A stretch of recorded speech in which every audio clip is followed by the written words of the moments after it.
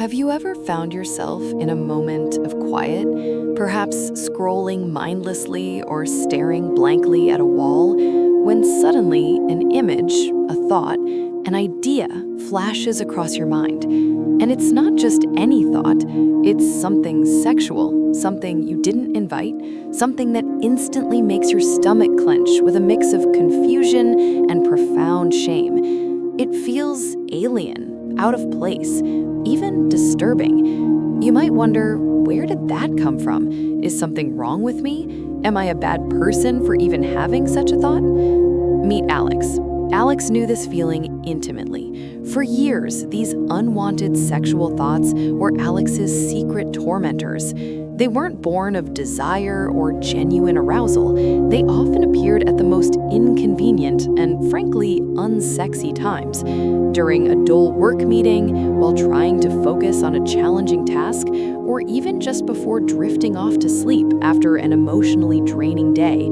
The thoughts were vivid, sometimes unsettling, and always accompanied by a wave of guilt that left Alex feeling isolated and deeply flawed. Alex tried everything to stop them. Willpower became a weapon, wielded with fierce determination. "No more," Alex would command internally, attempting to mentally block out the images, to push them away with sheer force of will. But like quicksand, the more Alex struggled, the deeper the thoughts seemed to pull, returning with even greater intensity. Shame became a suffocating blanket. Alex would dissect every thought, searching for some hidden, dark meaning about their character, their morality. The conclusion was always the same: something was fundamentally broken. What Alex didn't realize, what so many of us don't realize, is that these intrusive thoughts often have very little to do with actual sexual desire. Instead, they are frequently a subtle yet powerful signal from our own nervous system, a coping mechanism, a desperate attempt to regulate an internal state that feels out of balance. Imagine your nervous system as a finely tuned instrument, constantly seeking equilibrium. When it encounters boredom, a deep emotional emptiness, mental exhaustion, or a profound lack of stimulation, it doesn't just sit idly by. It craves something. It searches for a strong signal, a potent jolt, anything to shift its internal state away from discomfort. And what is more universally potent, more immediately attention-grabbing than sexual imagery? Our brains are incredibly efficient learning machines.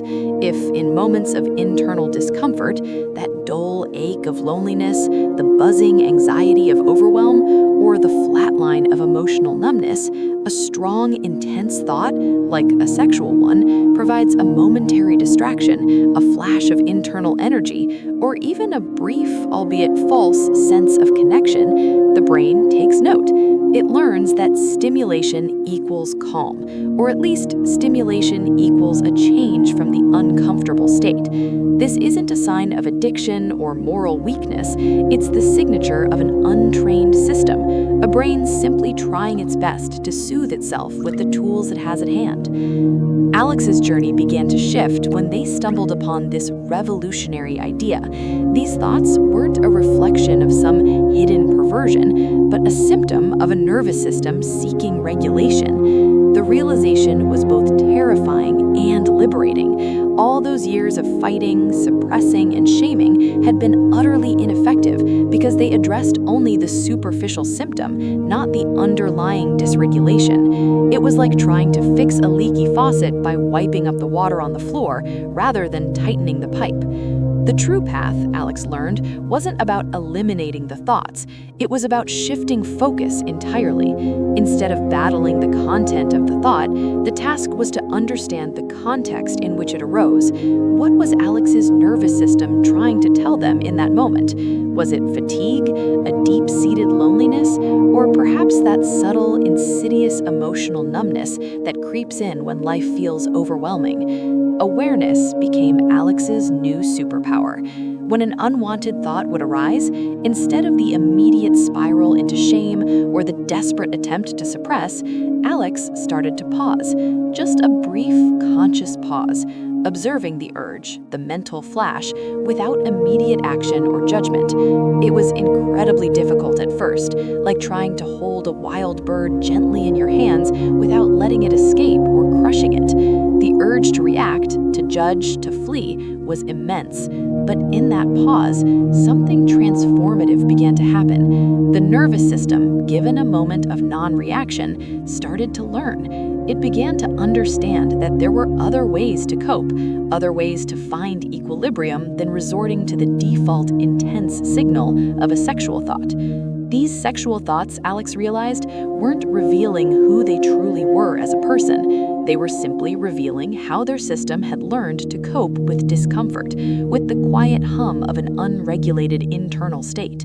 And with this understanding came a profound sense of peace and the courage to finally heal the root cause rather than forever fighting the symptoms.